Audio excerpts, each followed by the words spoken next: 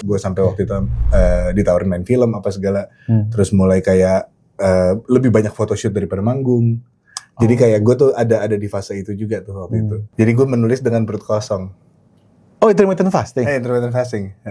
Ya udah, gue cobain aja. Terus apa yang terjadi? Wah, seru banget. Seru banget. Iya.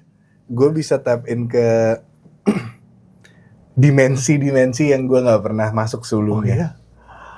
Wah. Hai Singers, ketemu lagi dengan saya Indra Aziz di Vokal Plus Bebaskan Suaramu. Hari ini kita kedatangan Abang Petra. Halo. Halo Petra. Weh, gokil bro.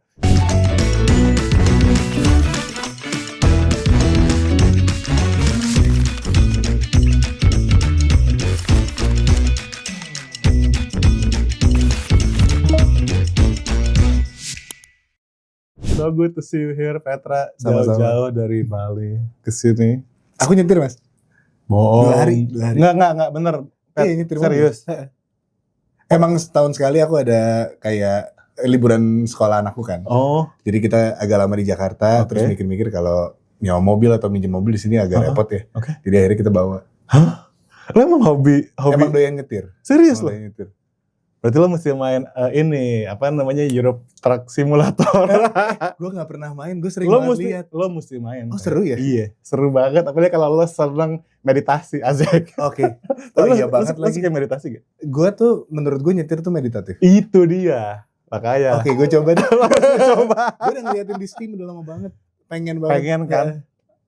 Iya. Seru. Kalian juga pemain Euro Truck, apa sih kita jadi ngomongin Euro Truck, tapi gue amazed banget sih lo nyetir. Berarti itu kayak nunjukin lo orangnya menikmati ini ya, proses ya. Iya, perjalanan. Itu yang mau kita omongin Petra hari ini bersama Bridging-nya bagus, bridging-nya luar biasa ya. Yang pasti, Pet, gue mau kasih tahu, program ini adalah untuk menginspirasi teman-teman juga yang lagi nonton, yang pengen banget nih kayak lo bisa nulis juga. Apalagi lo ya, Pet ya. Petra adalah musisi yang menjalankan 3 peran sekaligus. Yang ketiganya agak jarang tapi yang ketiganya agak jarang. Tapi guys, gila sih itu sebuah apa ya? Gue pengen banget menjalani apa yang lo jalani gitu. Working with a lot of great musicians, lo juga bikin musik sendiri, produce sendiri, kayak itu kayak that's a dream buat setiap musik. Oke, Pet, gue mau ngajak teman-teman nih untuk mundur, boleh gak? Boleh dong. Gue pengen untuk bisa mengetahui lo yang sekarang. Gue pengen kita melihat perjalanan lo sejak awal. Oke. Karena itu menarik. Soalnya gini, kita mulai dari sini ya. Lo kan dari keluarga musisi ya? Iya, bokap ya. Dan gue pernah dengar, gue nggak tahu benar apa enggak. Katanya lo umur 12. Itu pertama kali lo jadi operator studio. Dibayar 300.000 waktu itu gue inget. 300.000. Soalnya operator aslinya dibayar 600.000. Oh, jadi gue setengahnya. Setengahnya. Oke. Tapi Pat, gue pengen tahu deh, lo kok bisa sih umur 12? Itu apakah lo dulu bokap yang ngejorok-jorokin lo untuk itu atau gimana sih? Sebenarnya enggak sih. Jadi bokap tuh nggak pernah maksain gue untuk di musik ataupun apapun yang hubungannya sama musik lah. Tapi memang environmentnya musik banget. Maksudnya anak-anak bandnya dia, terus kayak setiap hari gue nemenin dia rekaman atau latihan. Jadi gue sangat terekspos sama hal-hal itu dari awal gitu. Apalagi pas akhirnya di umur 12 itu kita akhirnya punya studio di rumah. Studio yang dia pakai sendiri sebenarnya. Terus dia sewain juga buat teman-teman. Nah, to be fair sebenarnya umur 12 itu gue cuma take vokal doang, jadi tinggal pencet R sebenarnya. Jadi semuanya udah di set up lah gitu. Tapi kalau pakai Logic pakai R. Iya, sama. Kalau Cubase pakai Cubase. Cubase gue nggak tahu. Karena awalnya gue pakai Pro Tools. Pakai Pro Tools. Iya. Terus apa ya? Dulu 3 yang di numerical. Kayak numerik. Iya. Terus gara-gara itu gue jadi akhirnya mulai belajar sendiri. Karena kan kayak bosen ya cuma R doang, terus nungguin orang take gitu. Pulang lagi ya Om, ya. Jadi lucu banget. Tapi studionya masih ada sekarang? Udah nggak ada. Udah nggak ada. Tapi rumahnya masih ada, cuma studionya sekarang akhirnya dipakai buat kamar. Gue terakhir juga awal-awal studio gue sendiri itu di situ juga akhirnya. Dan akhirnya sekarang jadi kamar biasa aja. Sekarang lo kan di Bali ya. Berarti sekarang semua kegiatan permusikan lo, studio lo di Bali. Iya. Termasuk single terbaru lo ini. Yes. Yang berjudul 80 km per jam. Bukan 80 km gitu. Sebenarnya gue ngelihat speedometer aja sih. Kan lagunya tentang nyetir. Tadi dari awal kita ngomongin tentang nyetir, ternyata singlenya. Makanya tadi gue bilang bridging-nya bagus. 80 km. Gue pengen ngomongin lebih dalam sih ke sana. Tapi sebelum kita ke single yang mana kalian mesti dengerin karena sedap banget. I love it, the sound, the vocals, the lyrics juga goks. Tapi kita mesti ngebahas tuh. Ya. Oke. Gue masih bawa lo agak-agak mundur nih. Agak mundur kita. Gue juga denger ya. Ini masih muda banget. Lo ngebantuin bokap mengoperatori studio dan lu akhirnya mau bikin karya lo sendiri. Yeah. Dan gue juga setahu gue katanya bokap sempat jual mobil.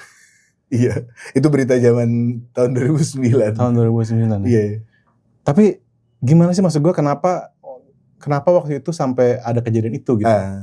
Sebenarnya bokap tuh kayaknya melihat potensi lah ya, dan gue tuh dari awal memang kelihatan banget di musik gitu. Kayak dari kecil, gue dari umur 7 tahun gue belajar drum apa segala, emang doyannya itu. Terus pas umur 12 tahun gue bisa megang DAW sendiri. Terus gue mulai ngerekam demo-demo gitu kan. Terus bokap dengar, kayaknya dia merasa ini kayaknya kalau diseriusin bagus deh gitu. Terus ya udah kita nyari-nyari label apa segala. Sebenarnya waktu itu jual mobilnya juga mobil second.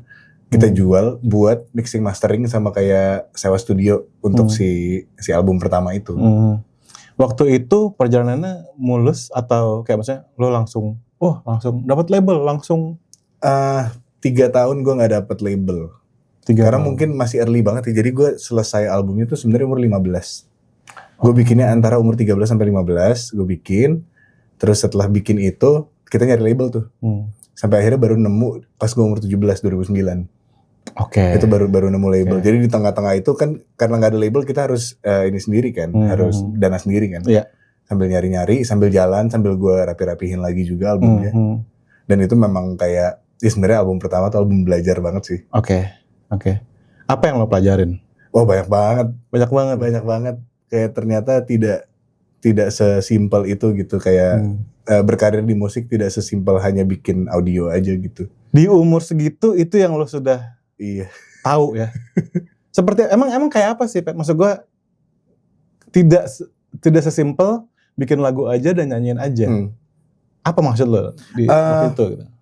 Apa ya, menurut gue ada penyanyi, ada artis, kayak artis dalam bahasa Inggris ya. Iya.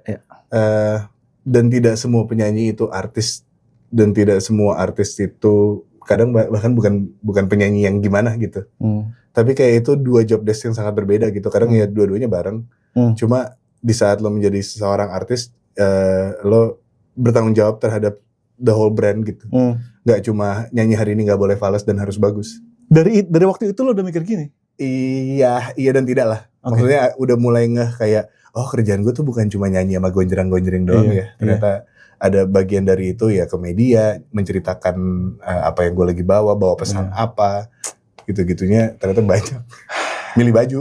Iya. Tapi iya sih. Itu gue tuh selalu mensiarkan pesan ini yang barusan kita ngomongin ke orang-orang semua, bahwa apalagi di era sekarang ini gitu. Ya kita mesti benar-benar ngurusin semua.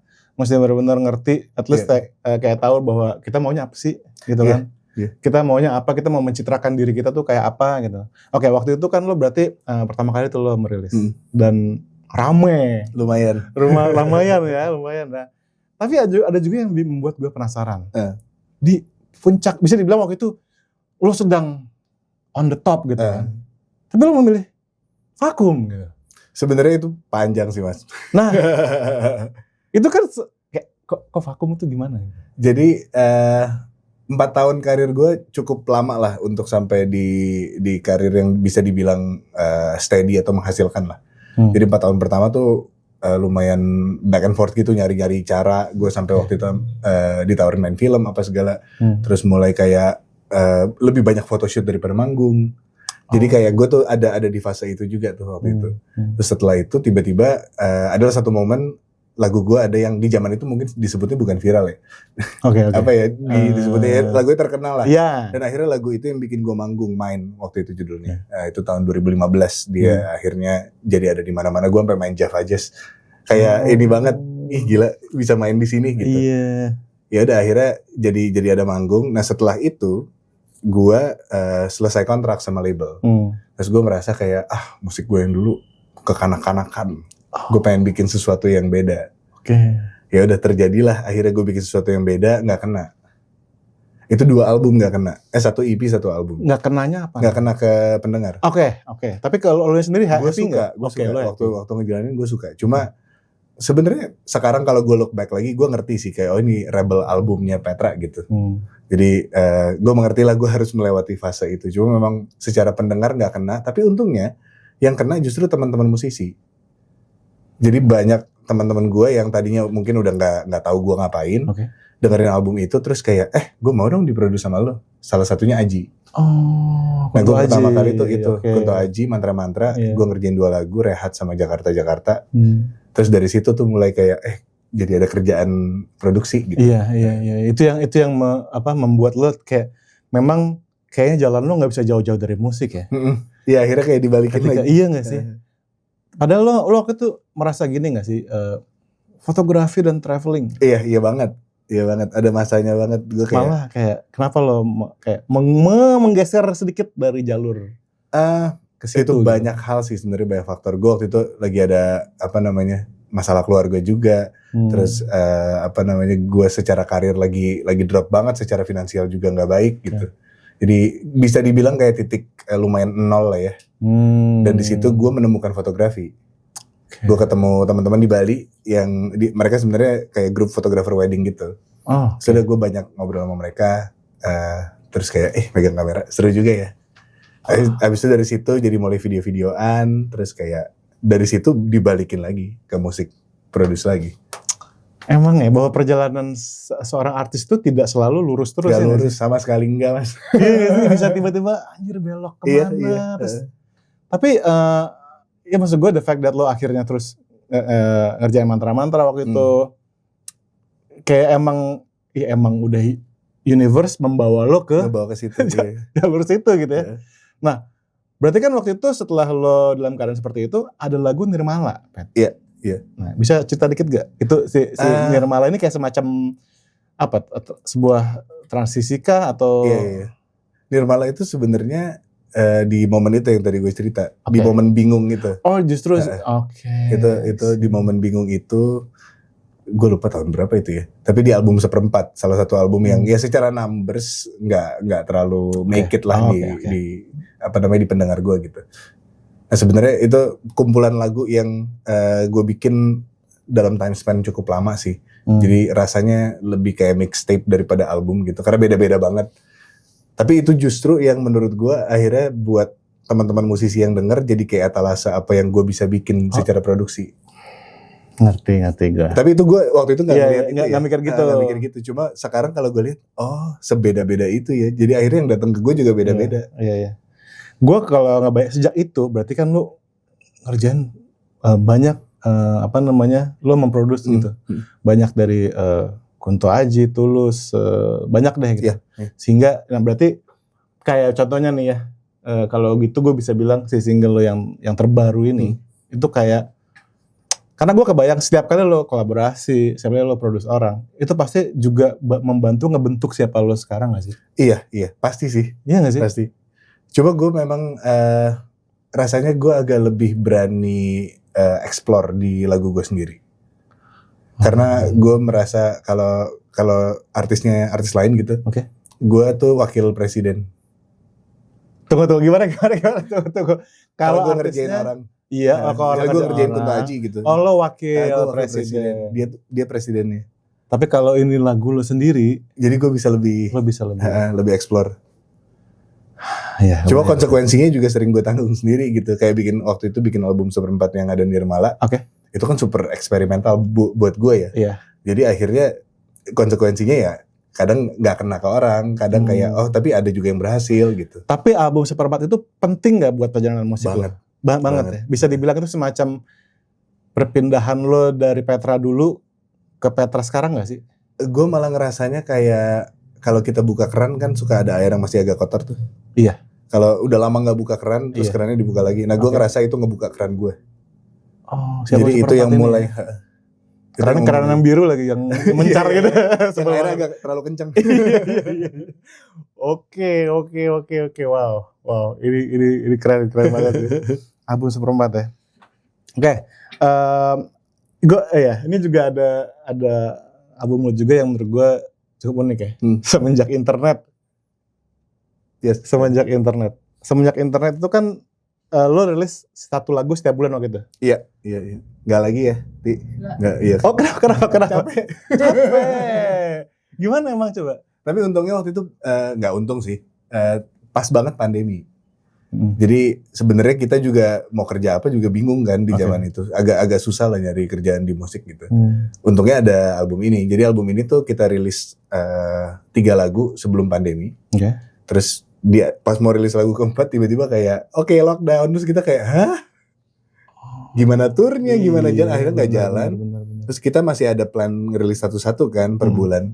Ya udah akhirnya kita muter otak, kita cari campaign apa yang bisa kita bikin. Akhirnya kita ngirim kayak biji bunga matahari ke orang-orang yang dengerin musiknya gitu, karena ada lagu judulnya Biji.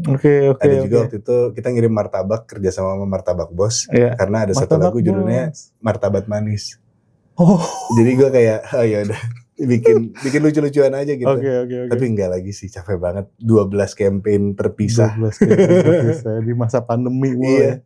Tapi lu di situ banyak kolaborator ya? Banyak.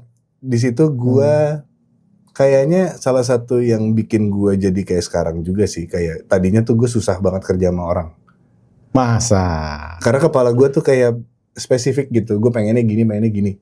Cuma di album ini, gue waktu itu sebelum ngerjain album Semenjak Internet itu, gue ketemu Baskara sama ketemu Tulus. Jadi pas ngerjain Hindi album 1, terus nulis buat Tulus, bareng sama Tulus juga buat album yang kemarin, apa sih judulnya? Yang warna biru, Manusia, ya. Nah, di masa yang bersamaan itu, gue belajar banyak lah dari mereka. Terus kayak, oh ternyata seru ya nulis sama orang lain. Akhirnya gue ngajak banyak teman-teman di sini. Ada Danila, ada adik gue juga sendiri band. Terus ngajak Sal untuk nulis di album ini. Gue cukup tertarik juga tuh sama kerjasama lo sama Sal ya.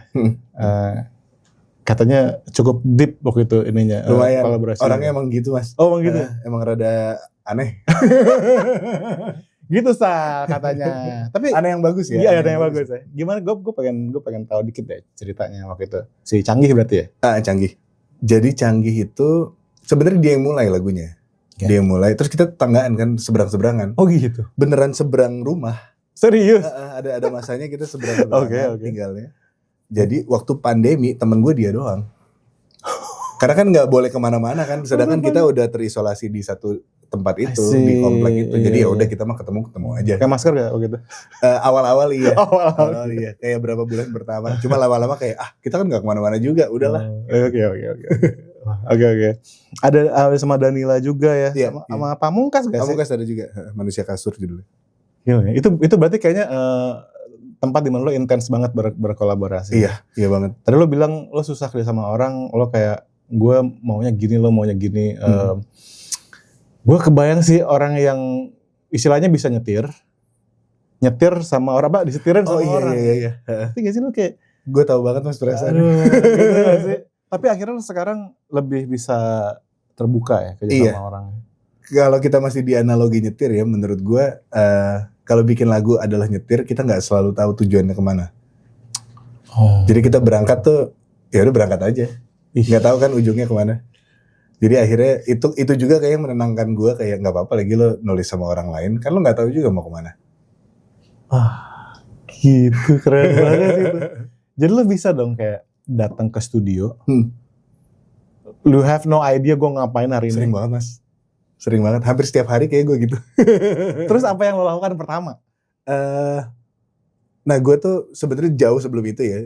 Gara-gara gue ngerjain Semenjak Internet di 2019-2020, gue jadi punya kayak framework yang cukup rapih lah. Jadi gue gue masuk studio jam 10 pagi, jam 5 sore gue udah harus selesai. Oh lo batasin tuh? Jadi ada deadline di hari itunya, harus kelar jam 5. Jadi setiap hari aja udah gue gituin. Tadinya waktu ngerjain Semenjak Internet tuh dari Senin sampai Minggu, terus mulai kurang-kurangin lah. Bisa Senin sampai Sabtu doang, jadi Minggunya libur. Nah itu tuh kalau gue masuk studio mau jadi lagu, mau cuma YouTubean, mau lagunya jelek, gue harus ada di ruangan itu. Paling break makan siang lah, balik lagi. Berarti kurang lebih ya lo melatih diri lo untuk disiplin dalam pengertian jam segini tuh waktunya gue buat duduk ngerjain. Mau jadi kayak mau kagak, mau cuma jadi satu nada doang. Pokoknya itu jadwalnya gue. Iya, jadwalnya segitu. Tuh guys ya. Jadi walaupun soalnya gue gini Pat, gue suka bilang sama orang ya, gue nggak tahu lo setuju apa nggak, tapi kita sebagai orang kreatif justru nggak boleh terlalu mengandalkan inspirasi. Iya, sangat setuju. Iya nggak sih? Gue sangat setuju. Lo kalau lagi ada, misalnya lo lagi mau tidur gitu, terus lo ada ide gitu, pernah nggak? Lumayan sering tadinya, cuma pas gue udah mulai ada jam kerja, akhirnya dia datangnya pas jam kerja. Serius loh? Bisa gitu? Ternyata gitu. Ya kadang-kadang sesekali adalah kayak ya gue rekam voice note, tapi nggak pernah gue kerjain di malam itu juga. Berarti kalau kita melatih diri kita untuk oke ini jamnya gue ini, otomatis badan kita bisa gitu ya ngikut ya.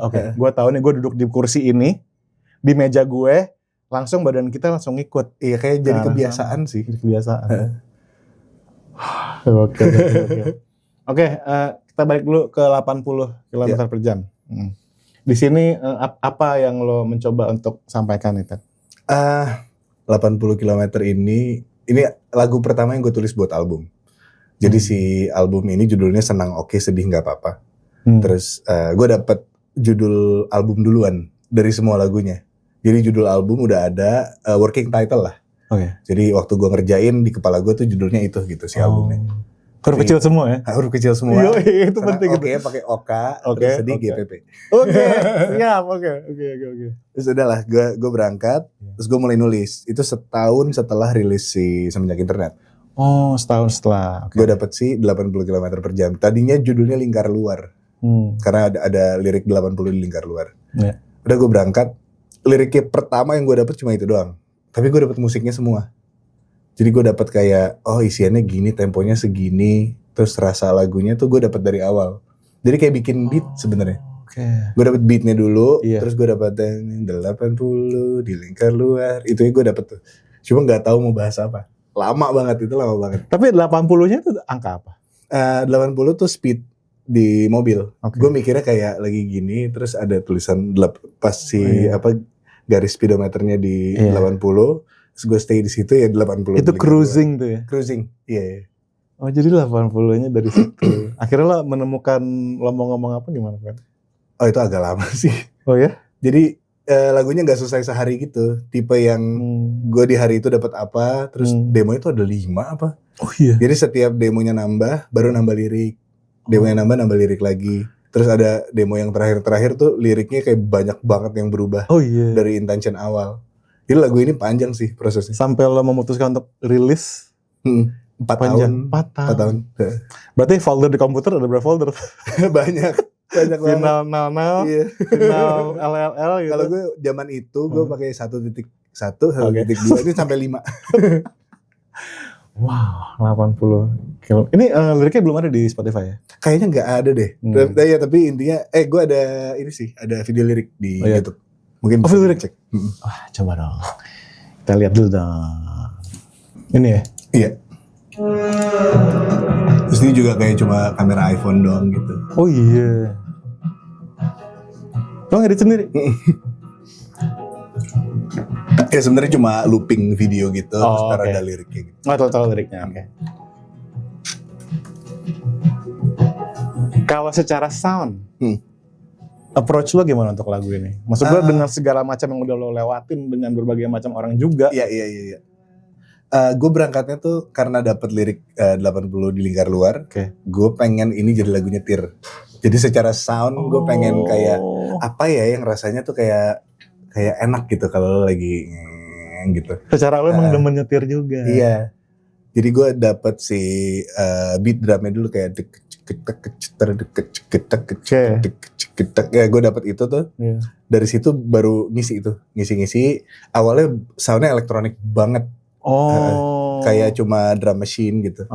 Cuma gue mikir kayak kalau albumnya akan judulnya Senang Oke Sedih Nggak Apa-apa, kayak harus best of both worlds deh. Kayak ada elektroniknya juga, ada organiknya juga. Karena gue juga suka sound yang kayak gitu kan. Jadi akhirnya gue kayak pakai drum organik, tapi tetap ada synth bass. Tapi itu yang kayak bass jalannya arpeggio-nya tuh, arp bass-nya tuh pakai si pick bass gitu. Lo mainin sendiri? Nah, main sendiri, deng. Jadi ada kayak rasanya kayak lo lagi di jalan. Iya.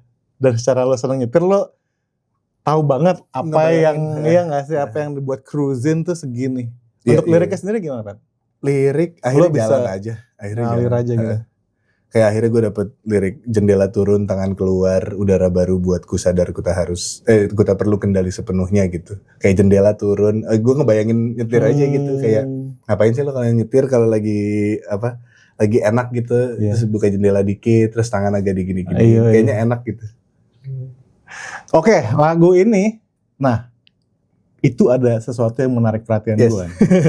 Itu albumnya atau album gitu? Ini album. Yang akan segera rilis atau sudah rilis nih, pas tayang berarti udah rilis berarti. 8 Agustus. 8 Agustus ya. Boleh kita kasih lihat? Boleh. Ini masih banyak salahnya sih sebenarnya. Oh gitu. Karena ini masih sampel. Oke. Cuma artworknya sama kayak yang di single 80 km. Iya, oke, sih. Approach-nya gue super simple banget sih di sini. Gue milih warna agak ungu kayak lavender, lilac gitu. Oke. Lo sangat terlibat dalam proses kreatif. Sangat, karena kita nggak punya tim. Oke. Yang kerja cuma aku sama Resti berdua. Iya. Tapi lo menikmati semua. Emang itu part of your craft gitu ya. Iya. Aku tuh kayak sampai gini-gininya pengen ini banyak kosong gitu. Terus kayak pas dibuka nggak ada tulisan. Jadi bersih aja gitu. Ini dalam bentuk emoji judul albumnya. Iya, ini desainer kita Hanif yang bikin. Oke, kita kasih lihat dulu dong. Ini judul album dalam bentuk emoji. Gokils. Oke. Berarti ada berapa lagu? Ada 11 lagu ya. Banyak loh itu 11 lagu ya. Oke, pertama gini. Untuk album modern ya. Untuk album modern ya. Oke, pertama untuk hari gini kayaknya orang cuma ngejar sound TikTok doang gitu loh. Kayak, yang penting lagu gue di play walaupun cuma satu kalimat. Iya. Gue cari gimana caranya satu kalimat tuh bisa jadi sound di TikTok viral. Oke, iya. Iya gak sih, kayak yang penting buat gue itu doang gitu. Tapi lo 11 lagu yang mana tentu kita tahu ya, satu lagu aja bikinnya susah banget, butuh biaya, butuh tenaga, butuh pemikiran. Ini 11 lagu itu pertama. Oke. Kedua, ada fisiknya. Lo nyusahin diri sendiri aja sih. Asli. Tapi is it worth it gitu buat lo untuk ngelakuin ini sebagai seorang Petra gitu? Gue udah gak melihat itu sebagai gue lagi, maksudnya sekarang kayaknya apapun yang gue lakukan di musik tuh buat circle gue yang paling dekat dulu, jadi bini gue sama anak gue. Nah anak gue tuh suka banget dapet CD. Itu doyan banget. Kiko tuh suka banget, kayak misalnya beli album yang dia suka gitu, dan dia anaknya album banget. Anaknya album banget. Anak solehah ya. Agak old soul gitu gue ngerasa. Jadi kalau dia ada album yang dia suka, gue biasanya cariin CD-nya. Waktu dia kecil kan CD ya, kalau vinyl agak sayang gitu, belinya mahal. Umur berapa sekarang sih? Sekarang 6 tahun. 6 tahun ya? Nah sekarang udah mulai beli vinyl, udah mulai ngerti lah dia. Jadi, makin kesini makin vinyl. Oke, terus tuh. Ya, jadi akhirnya ya apapun yang gue bikin secara audio dia suka dulu, bini gue suka, kalau kita bertiga suka ya udah itu gue rilis gitu. Nah CD, kaset dan vinyl itu juga karena anak gue. Dia suka buka-buka, terus ntar dia bacain liriknya sambil dengerin lagunya gitu. Jadi akhirnya gue bikin. Jadi ada karena ya biar buat dia aja. Ya berarti wow. Berarti keputusan lo bikin plat, ada kasetnya juga. Berarti limited edition dong? Apa? Kita nggak cetak banyak sih, gue lupa kita cetak berapa. Cuma nggak sebanyak itu. Cuma masih bisa akan produksi lagi kalau demand-nya tinggi. Ini kalau sekarang pas video ini tayang udah habis, cara ordernya gimana? Pre-order mungkin ya. Mungkin bisa pre-order. Kalau misalkan ini dari anak lo juga mempengaruhi lo untuk membuat keputusan lo ada fisiknya kayak gitu, karena anak lo seneng koleksi CD segala macam. Katanya lo juga di lagu Bodoh ya? Kayak anak lo juga ada peran besar juga mempengaruhi. Jadi lagu itu tuh gue tulis sama band adik gue. Kita pengen bikin lagu yang ngebahas kita sebagai keluarga, tapi ngebahas ke atas juga, tapi ke bawah juga, jadi ke bokap juga. Tapi gue ada ngomong ke adik gue, anak gue juga. Jadi kita sebagai kakak adik mencoba membahas itulah di lagu itu. Tapi kayaknya keluarga tuh merupakan topik yang cukup besar di hidup lo ya? Iya. Soalnya karena dekat juga sih mas. Maksudnya kayak gue sama band tuh kita basically kayak tandeman kreatif. Kayak dia kan di fashion sekarang. Ngobrolnya sama gue juga gitu. Terus gue di musik kayak kita kemarin milih warna, milih cover art tuh gue masih ngobrol sama dia. Kita begadang sampai pagi, terus kayak dengerin album di studio gitu. Yang mana ya milih gitu. Oh iya? Tapi lo pernah sering berantem gak? Pas kecil. Pas kecil berantem mulu. Iya. Tapi oke. Masih mengenai keluarga ya katanya. Gue penasaran aja karena ya obviously lo melangkah aja lo bisa sampai mikirin bahwa iya karena Kiko senang koleksi segala macam. Soalnya gini, beberapa orang tuh merasa ya pertama kan kemarin sempat viral tuh marriage is scary ya, dan apalagi buat seniman ntar gue kalau udah kawin gue kagak bisa. Tapi emang scary sih mas. Scary bener ya, scary sih bener ya, nggak salah ya. Scary nggak salah sih. Tapi kenyataannya selalu jalanin malah membantu lo makin berkreasi atau malah menghambat lo berkreatif nih? Oh gue nggak pernah merasa menghambat sih. Tapi banyak yang gue korbankan di waktu main gue sih. Di waktu main? Waktu main kan gue doyan main game. Terus waktu gue tinggal di Jakarta tuh rumah gue lumayan kayak base camp anak-anak kumpul gitu. Nah waktu-waktu begitu yang akhirnya gue korbankan sih. Itu ya? Jadi itu yang jadi buat musik. Berarti in a way lebih fokus malah? Iya. Iya gak sih? Ya kayak cuma 2 hal aja. Gue kalau gak keluarga ya musik gitu. Teman-teman sekali-sekali. Tuh guys. Jadi ya, tidak berarti kan sekarang Papa Petra menjadi lebih fokus gitu ya. Seperti kalian lihat nih. 11 lagu di albumnya, ada CD-nya, ada kaset, ada vinyl. Hari gini guys, album 11 lagu ada fisiknya itu sesuatu yang wow banget. Jarang-jarang ya. Ya tapi lagu pertama sih 80. Iya, di album juga dia track 1. Iya, di awal sebelumnya tadi gue kan bilang ya, kayak apakah album ini adalah sesuatu yang bisa kita dengar setelah lo melewati banyak kolaborasi juga dengan banyak orang gitu. Iya gak sih? Iya sih, pasti ada elemen itunya juga sih.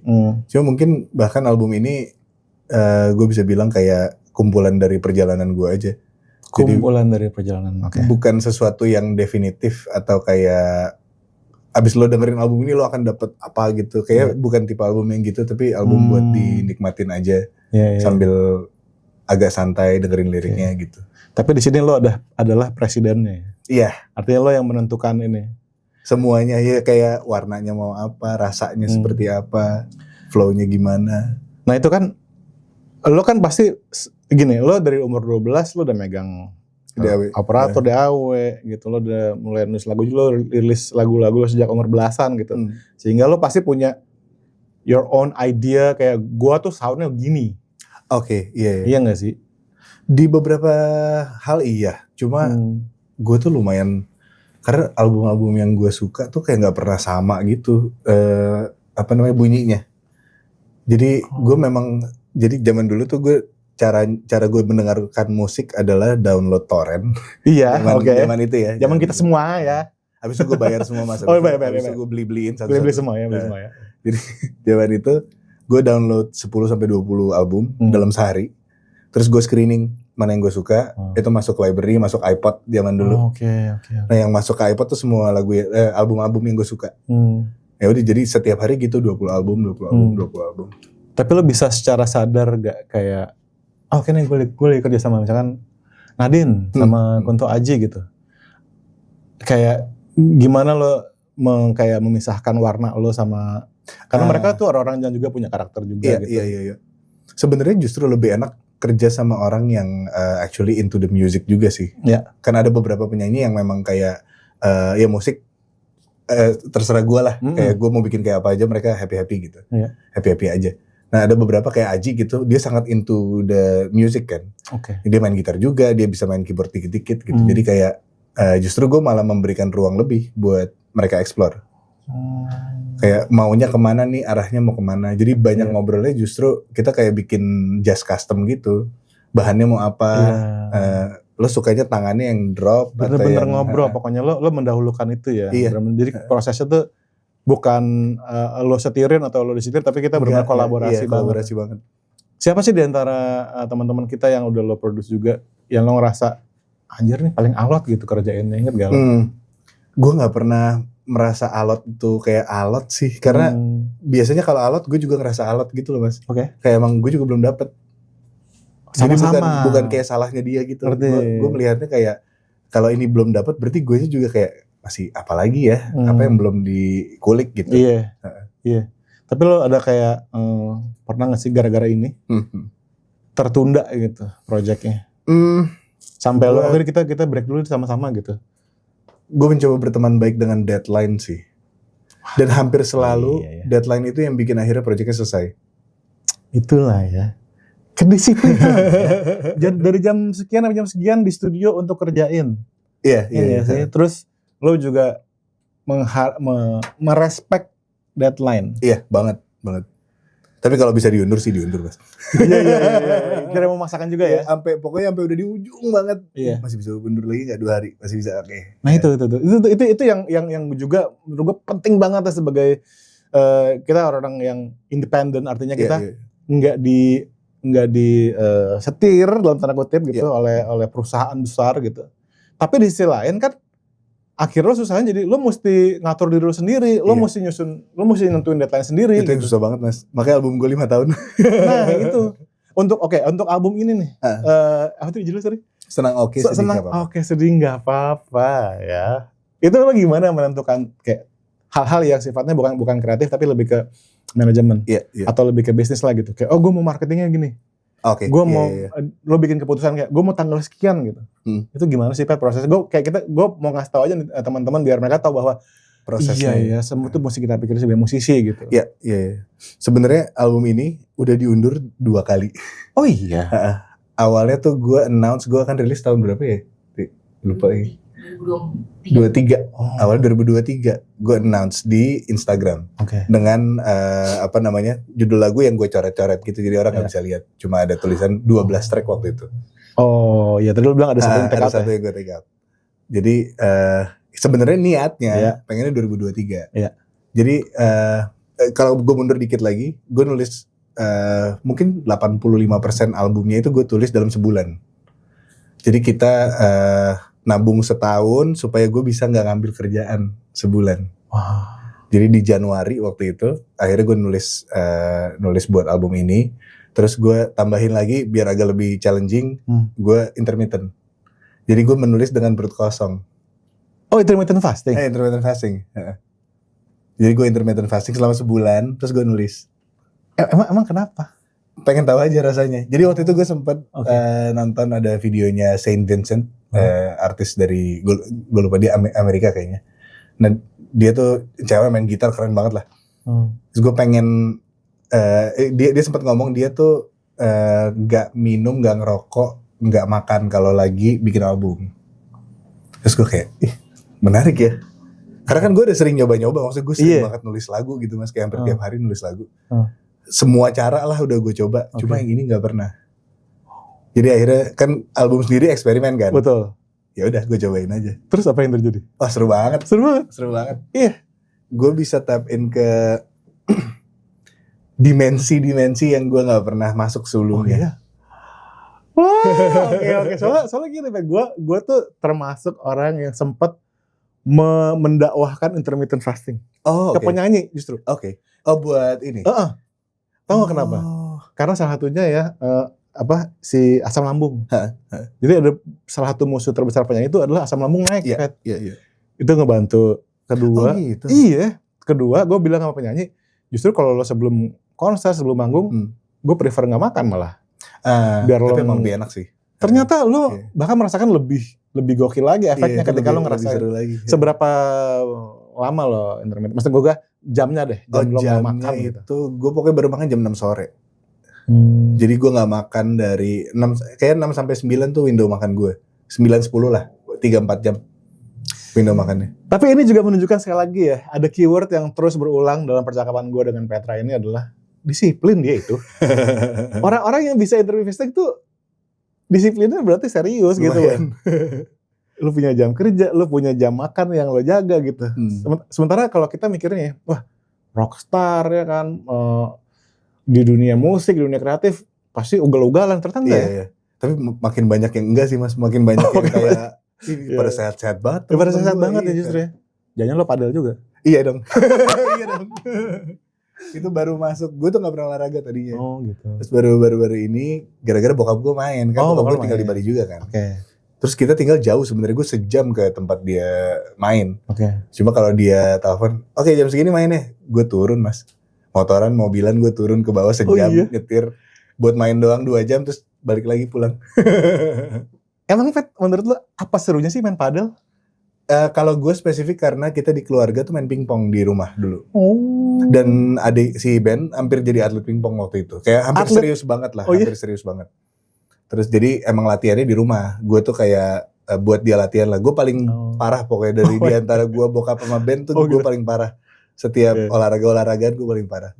Nah waktu itu diajakin bokap main sekali 2 kali. Terus kayak, ini agak kayak pingpong tapi elevated dikit. Karena kalau tenis susah kan. Iya. Terus kayak learning curve-nya agak-agak tinggi juga gitu. Ya. Oke. Nah gue karena suka main pingpong, terus ketemu bokap main padel, ya udah akhirnya jadi main. Seru banget. Berarti lo bisa bilang lo hidup sehat, lo menjalankan hidup sehat juga. Mencoba. Dan itu cukup ngebantu juga lo dalam proses kreatif lo ya. Ternyata iya lagi. Ternyata iya. Itu guys, makanya guys, yang penting ya kalian jangan remeh. Tapi gue kadang-kadang gitu loh, Pat. Gue kayak ada beberapa penyanyi gitu kesini, dia menanyakan hal yang dia sangkain solusinya di teknik vokal. Padahal, if only lo kayak olahraga dikit, atau lo atur makan dikit, itu bisa ngaruh banget ke nyanyi lo. Sama tidur sih mas. Wah tidur tuh bener banget best sih. banget. Tapi gitu gue gak bisa ngebayangin Petra Sihombing adalah seseorang yang ngejaga tidurnya. Aku tidur tuh 8 jam lah, 7-8 jam sehari. Serius? Gak, gue ketemu dibayangkan gue seorang Petra Sihombing dengan segala perannya ya. Itu cuma tidur 2 jam sehari. Enggak. Kayak lu begadangan di studio gitu. Sama sekali enggak. Gue kerja 10-5, pokoknya masih terang gue kerja, pas gelap tuh gue main game. Atau enggak sama anak gue, sama bini gue di meja makan. Rumah gue kecil banget juga, jadi kayak ya ruangannya itu doang. Gemes banget sih. Oke. Ini keren ya guys. Semoga kalian yang nontonin sampai sini, kalian bisa menangkap bahwa untuk menjadi seseorang yang keren seperti Petra Sihombing, kalian tidak harus ugal-ugalan guys. Enggak harus. Jangan. Justru jangan. Justru harus punya pola yang enak untuk kita kerja, untuk kita berkreasi. Nah ngomong-ngomong berkreasi nih, 23. Iya. Apa itu 23 Studio? 23 tuh sebenarnya manajemen produser. Manajemen produser. Iya, gue tuh kayak kan dulu gue selalu tergabung sama kayak misalnya dulu Star Media, gue sama Star Media manajemen artis kan. Iya. Nah, waktu gue jadi produser, gue kayak kenapa nggak ada yang bikin manajemen buat produser ya? Gitu. Kayak jadi manajer tapi buat produser, bukan buat si talentnya gitu. Jadi akhirnya awalnya sih sebenarnya 23 itu angka yang sering gue lihat gitu mas. Kayak muncul-muncul terus gitu. Tapi lo gak tahu artinya apa? Iya, gue gak tahu. Terus akhirnya gue cari tahu. Oh ternyata artinya kembali lagi ke akarnya kenapa lo melakukan sesuatu. Jadi kayak keren nih. Gitu makna angkanya? Iya, maknanya itu. Katanya angel number gitu. Ini menurut Google ya mas. Menurut Google? Wah keren juga ya. Cuma gue suka aja. Terus akhirnya gue tato di sini 23. Oh gitu 23 I see. Terus pas gue mau bikin perusahaan, gue kayak apa ya namanya ya? 23 aja lah. Iya. Kayaknya bagus gitu kalau kita selalu diingatkan kembali untuk kembali ke akarnya kenapa lo melakukan sesuatu dan passionate dalam melakukannya gitu. Jadi ada siapa aja Pat di 23? Nah, manajemen produsernya cuma gue sama Enrico berdua. Siap. Terus gue sama Resti, jadi kita bertiga di 23. Tau gak sih ada hal yang menyambungkan gue sama Enrico apa? Apa? Nih, skate. Dia suka main fingerboard. Iya, fingerboard ya. Dia suka main fingerboard. Iya. Tapi oke, gue pengen tahu kalau gitu. Kalau lo bilang tadi kayak 23 adalah semacam manajemen produser. Apa lo misalnya nih, 23 tuh yang soundnya gini. Kalau yang soundnya gitu enggak? Gimana Pat sikap lo terhadap? Belum sampai situ sih kayaknya. Kita masih cukup early lah menurut gue. Untuk kayak sound kita begini gitu. Coba memang kenapa gue dan Enrico tuh nyambung menurut gue. Karena ada beberapa hal yang kita nggak obrolin dan bunyinya kita agree gitu. Jadi gue kalau bikin musik sama dia tuh, jarang kita obrolin. Udah Kayak gue main apa, dia Iya. nambahin apa, gue nambahin apa, dia nambahin apa tuh kayak cohesive gitu. lucu. Gue ngerasain nyambungnya enak. Itu bisa gitu gimana sih, Pat? Maksud gue Nggak apakah tahu, lu Mas. nongkrong? Kalau itu enggak sih. Nggak Gue tahu ya. nongkrong juga enggak yang Nongkrong juga gimana banget. banget. Tapi tau Pokoknya kalau bikin sesuatu tuh pasti ya gitu. Tektokannya enak gitu sama dia. chemistry kali ya? Iya, chemistry. Dan jarang ya gue nemuin orang kayak gitu ya. Iya. Jadi pas ketemu dia kayak, wah kayaknya sama dia deh, Iya, seru iya. gitu. Jadi kita ngobrolinnya hal yang lainnya aja, bisnisnya, financialnya, Iya. terus si perusahaannya mau dibawa kemana. Cuma pas Iya, bikin iya. musik, udah main aja gitu. Tapi Pat, gue penasaran deh. Kalau lo sendiri dengerin musik apa sih? Gua sejujurnya lagi nggak terlalu banyak denger musik baru. Oh. Karena anak gue tuh mengontrol Spotify dan Apple Oke, Music oke, di oke. mobil, di rumah. Iya. Oke. Jadi gue kalau mau dengerin musik harus di luar jam kerja, tapi harus di dalam studio. Pilihannya gue dengerin musik atau main game. Iya. Nah itu sering kalah musik. Tapi ya maksud gue secara lo bisa dibilang lo dulu sampai hunting lagu di iTunes, lo kurasi bahkan Iya. mana yang lo masukin ke iPod. Tahu nggak iPod? Tahu ya? Tahu harusnya lah ya.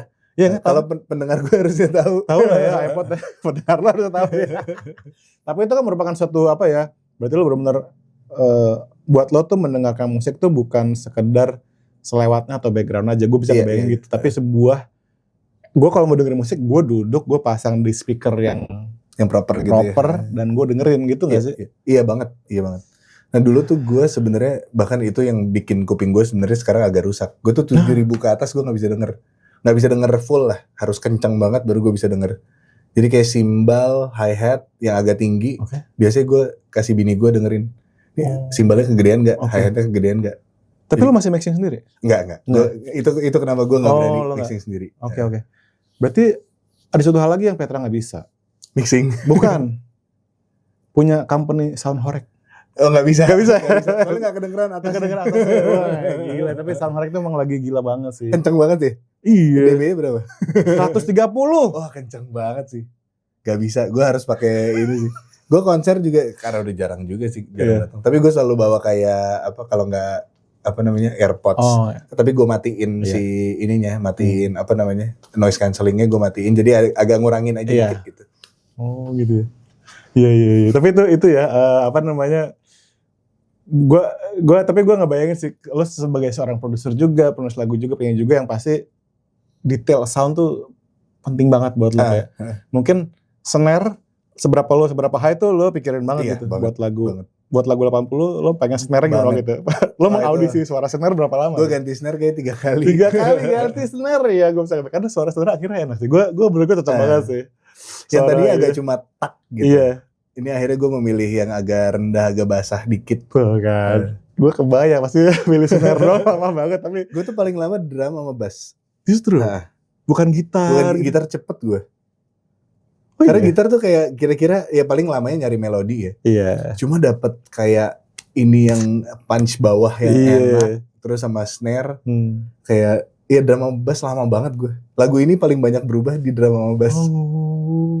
Makanya itu yang menarik ya guys. Kalau kita dengerin lagunya kayak di Spotify, kita bisa lebih masuk lagi ke dalam lagunya, nggak cuma ke liriknya doang, tapi juga perhatiin ini nih sound craftnya Petra nih. Itu yang gue suka banget sih. Soalnya itu hal pertama yang first impression gue juga, wah anjir soundnya seru ya. Sound drama. Oke, Petra kan juga udah selain kolaborasi sama teman-teman di dalam negeri, lo ada juga sampai ke luar negeri juga gitu. Gimana sih bedanya band and band? Iya. Band and band kemarin. Gimana tuh Pat? Maksud gue bedanya lo kerja sama teman-teman di Indonesia sama di luar gitu. Jauh atau sama-sama? Beda bahasa pasti lah ya. Oh bahasa, oke. Bahasa musiknya juga? Bahasa musiknya agak berbeda. Terus kayak term yang biasa dipakai sama kita sama mereka ya ada beda dikit-dikit lah. Tapi nggak yang gimana banget. Gue sih ngerasanya kalau kayak sama anak-anak band and band ya. Mereka di Filipina kan. Rasanya ada beberapa hal yang lebih rapih secara teknis aja. Teknis apa nih? Kayak setup, kayak waktu. Itu agak lebih rapih menurut gue. Kayak lebih jam segini, misalnya jam 10 gitu. Jam 10 tuh ternyata mereka udah setup jam 10. Dan itu low banget tuh ya? Gue sebenarnya ya Oh ya. plus minus lah. Oke. Kadang gitu, kadang enggak. Cuma gue bisa beradaptasi lah.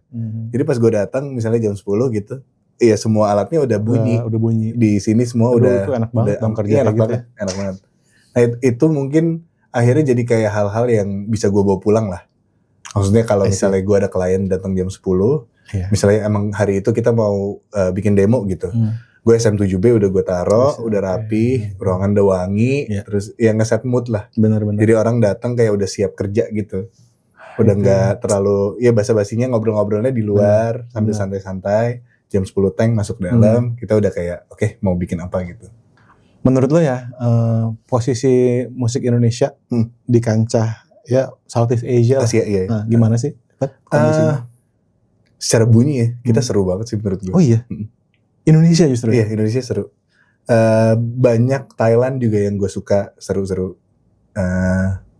Filipina gue gak banyak denger waktu itu, cuma band-band musiknya bagus banget sih menurut gue. Dan mereka, si kakak adik itu, mereka kembar ding. Oh, jadi mereka songwritingnya berdua. Oke. Dan gue suka banget cara mereka songwriting.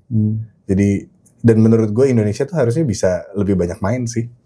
Iya ya. Lebih banyak main ke Malaysia, ke Filipina, ke Thailand. Maksudnya masih deket-deket gitu. Karena sebenarnya kita bisa bikin serunya lebih luas lagi gitu. Itu mimpi gue sih mas. Gue pengen lebih banyak kayak gue tiba-tiba di Thailand sebulan gitu, bikin musik sama siapa. Terus bisa gue bawa ke sini, main sama yang di sini gitu. Mimpi gue banget juga sih. Tapi maksud gue secara lo anak Bali kan, mereka pasti juga kalau ke Bali langsung, Pet gue di Bali nih, langsung bikin bareng. Oke, Pet gue mau balik lagi ke album dulu ntar. Kan yang hari ini pas kita syuting nih, gue dengerin 80 km ya. Untuk lagu-lagu lain, apa yang bisa gue expect atau gimana gitu? 80 ini best of both worlds kayaknya rasanya. Kalau di albumnya gue ngerasa agak kebagi dua, yang agak mid tempo up sama mid tempo down. Nah si 80 km ini berhubung secara tidak sengaja temponya 80 juga. Serius? Gak sengaja tapi. Gak sengaja. Wow, oke. Terus albumnya rasanya kayak ya di atasnya itu sama di bawahnya itu. Jadi ini yang tengahnya lah di album. Ini yang tengahnya. Jadi ya yang lain bisa kita dengar si sedihnya. Iya. Dan ada sama si senangnya. Gitu, ya. Umur berapa sih, Pat? Gue sekarang 33. Sorry gue nanya. Soalnya kayak gue kalau denger 80 km cruising di mobil. Agak tua ya. Bukan tua sih, maksud gue kayak itu kayak di mana? Gue inget gue sendiri. Oke. Di usia ini itu kayak gue lagi gitu banget gitu. Kayak ada, gue begitu lo ngomong gitu, oh iya 80 km di mobil, ngebayangin kayak gitu. Itu kayak hidup gue waktu mungkin kayak cruising gitu loh. Di sisi lain sedih gak apa-apa, seneng. Ya, iya kan. Iya. Ada gitunya. Tapi gue udah, lo gitu gak? Maksud gue ini ada hubungannya sama yang tadi gue ngomong atau lo cuma... soalnya gue cukup begitu sih. Cukup begitu sih. Maksudnya gue gak yang... Ya gue ambisius iya. Maksudnya ada hal-hal yang gue pengen kejar gitu. Tapi ambisius mungkin gak segitunya kali ya. Coba kesantaian juga gak bisa. Kayak kalau udah seminggu gak di planning kosong gitu. Terus kosong, gue agak kayak ngapain ya gitu. Cuma kecuali beda ya kalau gue emang pengen ngosongin seminggu gitu. Iya. Nah jadi ya lumayan gitu sih. Gitu, tapi gue selalu mencoba nyari tengahnya gitu temponya. Relatable banget sih si lagu ini ya. Di ya buat teman-teman yang usianya 30-an ya. Gue sih langsung gue denger lagu lo 80 km kayak gue apa ya? Kayak gue kembali ke seakan-akan tuh lagu ini tuh mengingatkan gue ke masa itu gitu. Padahal gue istilahnya kalau gue pertama kali denger tuh, padahal dulu gue gak pernah denger kan, baru denger di usia gue sekarang. Tapi sekarang kan kayak gue balik ke usia gue segitu, ada rasa gitunya karena rasa gitu yang tadi bilang beatnya steady apa segala macem. Di lagu ini lagu favorit lo apa? Di album ini. Wah susah ya. Apa ya? Sebenarnya gue suka semuanya ya pasti lah ya. Iya. Cuma personal favorite Kau dan Canggumu kayaknya. Canggu. Macet rame. Kenapa? Ada apa dengan Canggu? Lagu ini satu-satunya lagu yang fiksi. Coba. Kalau lo bilang satu-satunya berarti yang lain nggak fix sih? Yang lain nggak. Ya maksudnya yang lain kumpulan dari apa? Ya bisa hidup gue, bisa hidup orang. Cuma Canggu ini bener-bener kayak nggak ada cerita, made up story. Oke, aduh, gue baru present lagi. Gue belum bisa dengerin saat kita syuting lagi. Oke. Wah, gitu ya. Apa namanya tadi? Ini nih. Oh iya, Kau dan Canggu. Aduh, itu salah satu yang seru. Terus lagunya tuh flat banget, kayak gak ada naik turunnya gitu. Kayak lagunya cerita doang gitu. Aduh, oke. Lo bakal terusin ke bentuk video juga gak sih lagu-lagu ini? Ini kan ada video lirik nih. Ya kan, si 80 yang untuk lagu-lagu lain lo akan mungkin bikin semacam MV atau video lirik juga. Tidak menutup kemungkinan sih, tapi kalau video lirik udah pasti ada. MV tuh gue sambil jalan lah. Oke. Karena schedule juga dan lain-lain. Ada lagu tentang iklim juga? Iklim gak ada. Nggak ada. Nah iklim tuh kemarin karena gue diajakin sama Beli Robi gitu. Oke. Terus akhirnya pertama kali bikin lagu buat iklim yang judulnya Harapan gitu. Iya. Tapi tahun ini kita ikut juga kemarin. Ada teman-teman baru juga yang baru join ke iklim. Ada Teddy, ada Aji. Iya. Seru ya. Oke Pat, gue pengen tahu Pat. Ini mungkin juga sharing ke teman-teman ya. Ini mungkin hal agak teknis dikit. Boleh dong. Gue suka banget bahasa yang teknis. Misalnya nih Pat. Oh bisa ya di sini. Misalnya, gue ngajak, Pat, gue mau dong produce lagu sama lo nih, Pat, gitu. Terus gue datang ke studio lo nih. Hal pertama yang lo lakukan apa sih, Pat? Bahkan sebelum masuk studio sih. Gue pasti ngobrol dulu. Oke. Jadi gue ngobrol dulu. Gue tuh orangnya lagu banget, Mas. Jadi kalau lagunya gue ngerasa kayak, lagunya belum ya. Gue akan kulik sampai lagunya enak dulu. What do you mean by lagu nih? Proses songwritingnya gitu, jadi nada dan lirik. Nada sama lirik itu ya, itu pokoknya itu nyawanya dulu loh, sampai beres gitu. Pokoknya kalau sebisa mungkin pianoan doang atau kayak gitaran doang tuh gue udah bisa ngerasain bentuknya lah. Oke, itu pelajaran pertama ya. Kalau udah core-nya lo udah kena, lo mau aransemen apapun atasnya, beres. Itu yang bikin kayaknya gue jadi bisa kerja sama banyak tipe musisi, banyak tipe artis, genre beda-beda gitu. Karena gue itu dulu, abis itu baru kayak kita cari ini mau dikemanain lagunya, arahnya pengen apa gitu, pengen lebih akustik, pengen lebih banyak elektrik gitar atau elektrik piano, atau mau synthesizer banget gitu. Lo lebih seneng orang datang ke lo udah lengkap, atau lo mau ngeramu bareng sih, Pat? Ngeramu bareng selalu. Gue tuh suka sesuatu yang belum jadi. Justru suka sesuatu yang belum jadi. Dan gue suka sesuatu yang punya greget sih. Gimana ya jelasinnya? Cuma greget agak susah ya jelasinnya. Iya sih. Tapi biasanya kayak gue baru denger verse-nya aja gue udah tahu ini ada gregetnya gitu. Atau gue denger chorus doang, verse-nya kayak verse-nya masih bisa lebih enak kayaknya. Tapi chorusnya udah greget gitu. Padahal dia cuma voice note-an doang, main gitar gitu. Kayak gue kerjain Bernadia, dia datang dengan verse dan chorus yang menurut gue ini ada banget lagi gregetnya. Cuma verse 2 belum ada, bridge belum ada. Tapi itunya udah ada tuh. Si racunnya ya. Racunnya udah ada. Jadi pas dia datang ya voice note gitar sama vokal, chord juga total beda. Oke. Anggaplah ya lo udah ketemu nih istilahnya, gregetnya udah dapet nih, liriknya udah jadi selesai. Next apa kayak hal pertama apa yang lo taruh di DAW lo? Ya tergantung lagu ya. Cuma kalau pada umumnya lagu yang ada drumnya, pasti drum dulu. Itu ya, drum lo tadi bilang drum. Kenapa sih drum? Kenapa ada apa Petra dengan beat? Drum tuh yang ngedrive lagu pop sih menurut gue. Ya lagu pop pada umumnya yang berdrum ya. Tapi pun lagu pop yang tidak ada drumnya menurut gue sangat beat oriented sih. Maksudnya implied, beatnya tuh implied gitu. Ada kayak lagunya Justin Bieber yang sama siapa tuh produser yang selalu pakai baju rumah, Benny Blanco. Itu lagunya elektrik piano doang. Cuma kayak gue bisa ngerasain ini beatnya implied gitu kayak kayak lo dibawa gini gitu. Nah itunya menurut gue penting banget kayak goyangnya seberapa sih? Lo pengen orang tuh geraknya gimana? Jadi itu dulu. Orang goyangnya gimana ya? Tapi ini mungkin baru kayak ya berapa tahun terakhir lah gue baru nyadar. Itu tuh penting ya tempo. Terus gue lagi berapa lagu produksian gue terakhir, mungkin 5-6 lagu terakhir yang gue lagi bikin tuh selalu 120 BPM. Oh ya? Nggak tahu kenapa. Tapi gue kayak lagi gravitate towards 120. Kalau key signature? Ada Key signature nggak ada. Cuma itu kan warna ya. Tapi gue mau Ada nanya warnanya, nih, gitu. ngomong-ngomong BPM. Lo tipe orang yang bisa kerja dengan lagu BPM yang ganjil gak jelas gitu? Bisa. Bisa ya? Gue salah satu BPM favorit gue tuh 88. Bukan karena angka hoki ya. Bukan. Cuma enak gitu 88, gak tau, gue suka banget rasanya gitu 88. Tapi kalau misalnya ada artis, gue pengennya misalnya koma berapa gitu ya? Oh enggak. Iya.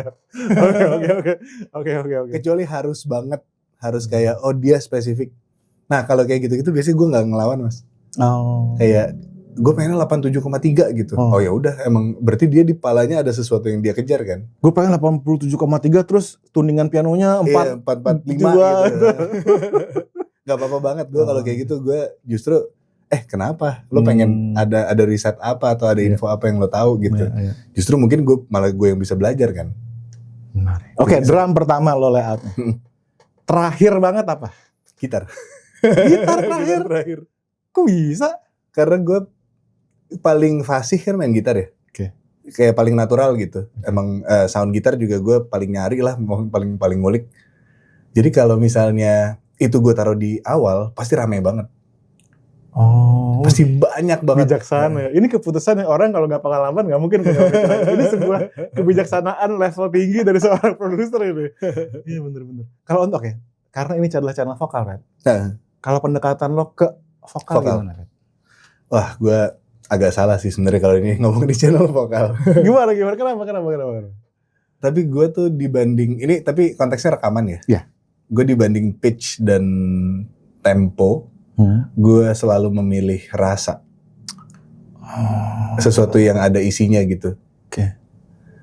Gue nggak tahu cara jelasinnya gimana ya, cuma kadang ya mungkin kayak sedikit teknik yang dia keluarkan secara tidak sengaja, terus akhirnya jadi rasa gitu. Tapi gue selalu nyari itunya dulu sih. Karena sisanya ya gue pun mulai dengan waktu tahun 2009 gitu, gue nggak bisa nyanyi secara teknik, jelek.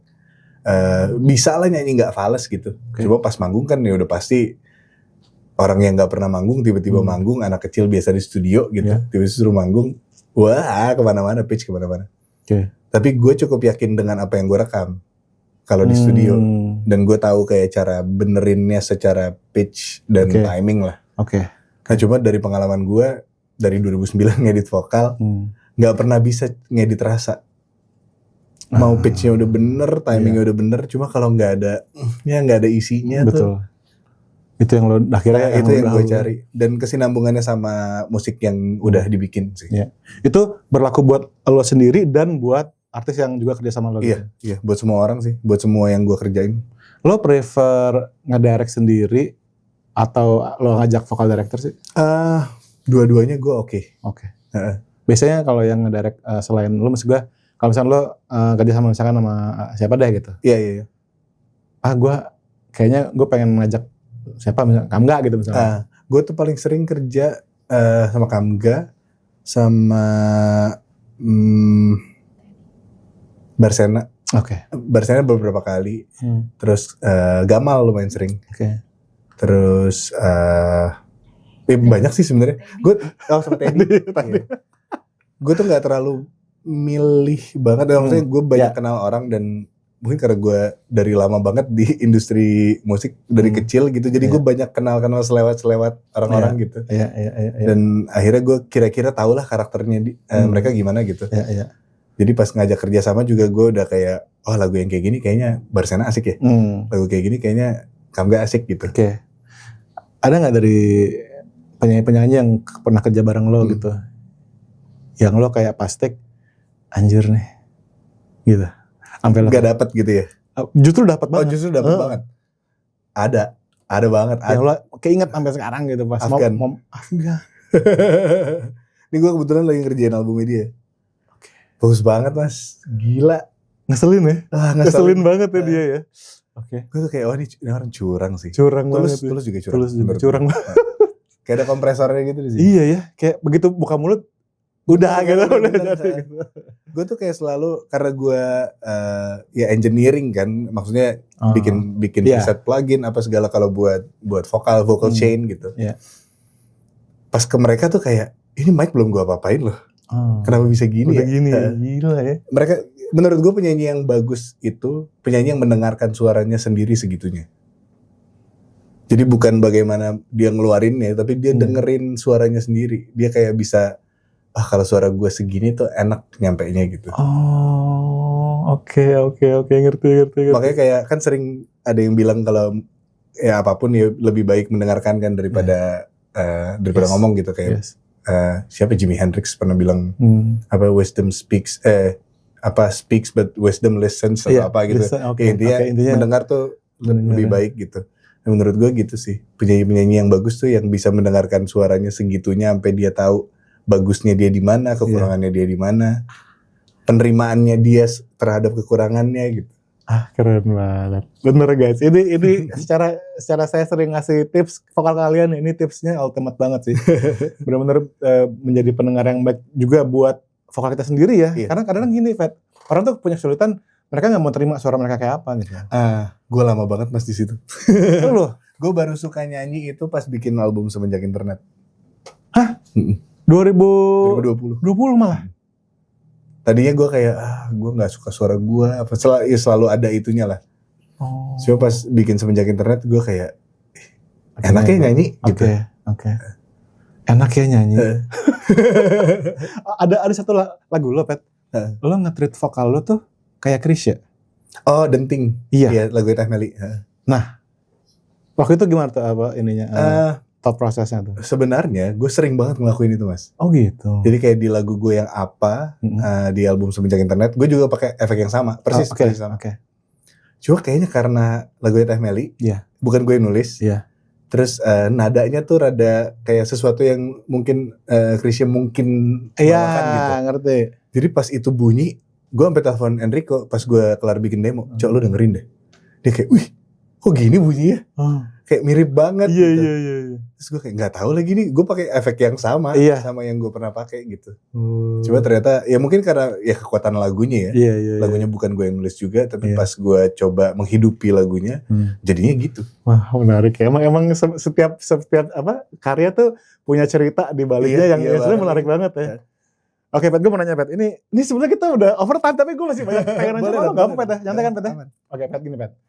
Gue vocal coach banyak ngelatih penyanyi. Gue banyak kerja sama penyanyi. Yang mana akhirnya ngaruh juga ke cara gue nyanyi akhirnya. Oke. Lo gitu juga gak? Kayak lo sebagai produser juga gitu. Yang mana lo penyanyi juga gitu. Iya. Ngaruh ke nyanyi lo juga gak sih? Akhirnya lo ketemu kayak bass gitu. Iya. Dia nyanyinya kayak gitu. Toto lo ketemu Nadine, ketemu Sal, ketemu Kunto Aji. Masing-masing beda-beda semua gitu. Iya.